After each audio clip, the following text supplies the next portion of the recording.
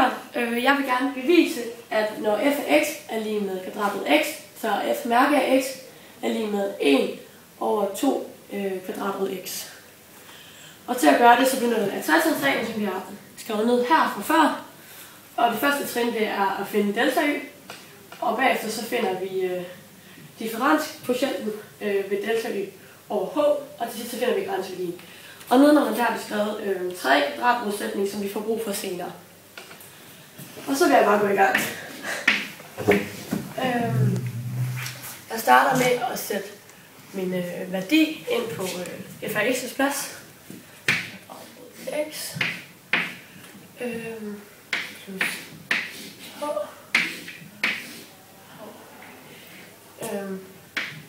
minus yes. Og lige nu kan vi sådan set se, at vi faktisk ikke kan gøre mere ved den her overhovedet, fordi der er ikke noget, der går ud med hinanden, så vi går direkte videre til trin 2, som er den tricky del af opgaven. Yes.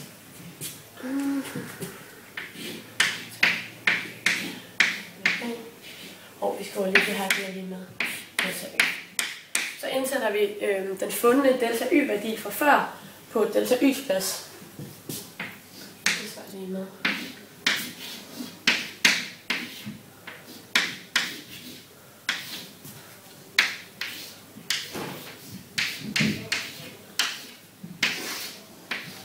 Og det problem, vi har nu, det er, at h det både står i tæller og nævneren, og når vi skal finde grænseværdien, hvor h går mod 0, så går det ikke, at vi både har det i tæller og nævner. Så lige nu der skal vi have fjernet h'et i enten vores tæller eller vores nævner.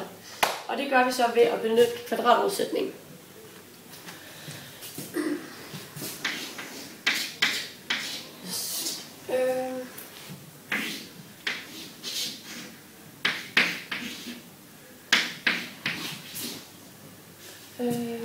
Skal vi se.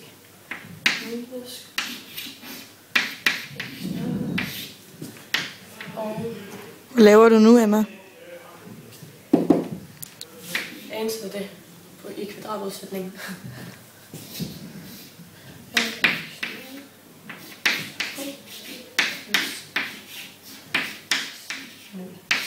Yes, og det differentierer vi så yderligere.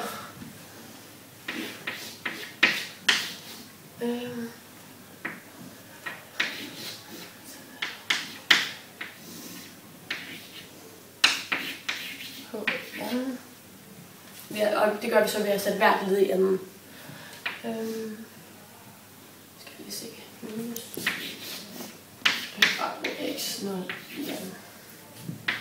Yes. Og det her, det kan så gå yderligere ud med hinanden. Så kan vi kan opløse kvadratroden her, så vi bare får det her, det giver bare sådan set bare Bare fjern kvadratroderne.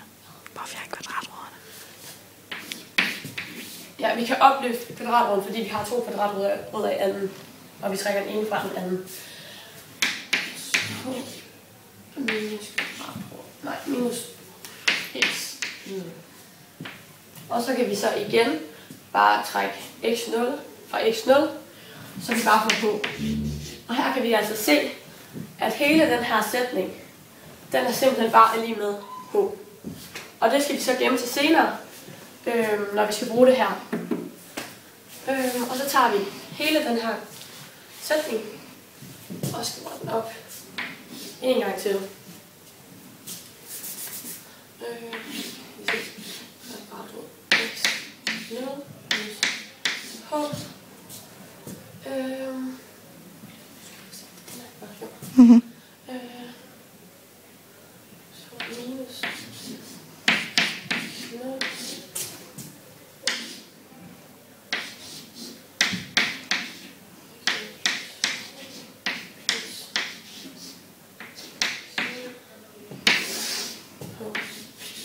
Og nu er det så, at vi skal finde en fællesnævner, og det er så den her, vi bruger her. Så den sætter vi også nedenunder i vores nævner, for at de kan gå ud med hinanden senere.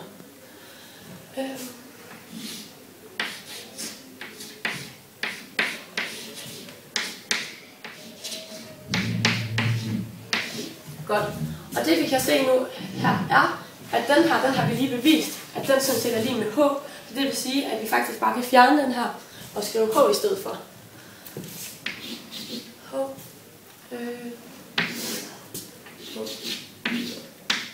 Kvadratrod x plus h plus x. Yes. Og lige nu, der kan vi så se, at de her to h'er, de går ud med hinanden, så der kommer til at stå 1 heroppe.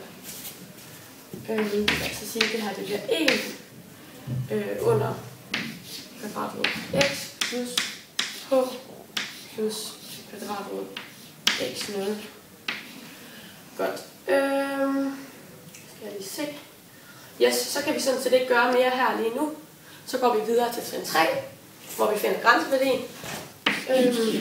Og det vi gør, når vi finder grænseværdien, det er, fordi at h det går mod 0, så indsætter vi 0 på h's plads. Og der kommer så til at stå kvadratrod x plus kvadratrod x0.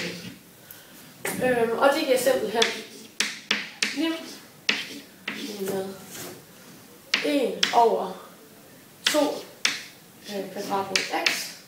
Og så har vi sådan set bevist, at når f af x er lige med kvadratrod x, så er f mærke af x 1 over 2 kvadratrod x.